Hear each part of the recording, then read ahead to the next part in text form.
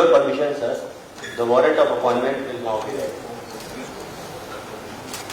मैं द्रौपदी मुर्मू, भारत की राष्ट्रपति, भारत के संविधान के अनुच्छेद 155 एवं 160 द्वारा मुझ में निहित की गई शक्तियों के आधार पर इसके द्वारा असम के राज्यपाल श्री लक्ष्मण प्रसाद आचार्य को मणिपुर के राज्यपाल के पद के कृत्यों का निर्वहन करने के लिए उस तारीख से नियुक्त करती हूं जिस तारीख को वह अपने पद का कार्यभार ग्रहण करते हैं।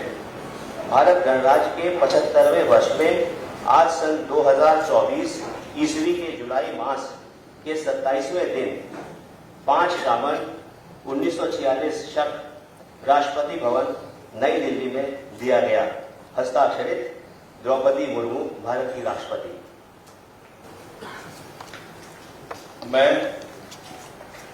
मैं लक्ष्मण प्रसाद आचार्य ईश्वर की शपथ लेता हूं कि मैं श्रद्धापूर्वक मणिपुर के राज्यपाल के पद का कार्यपालन करूंगा तथा अपनी पूरी योग्यता से संविधान और विधि का परिरक्षण, संरक्षण और प्रतिरक्षण करूंगा और मैं लक्ष्मण प्रसाद आचार्य मणिपुर की जनता की सेवा और कल्याण में निरत रहूंगा।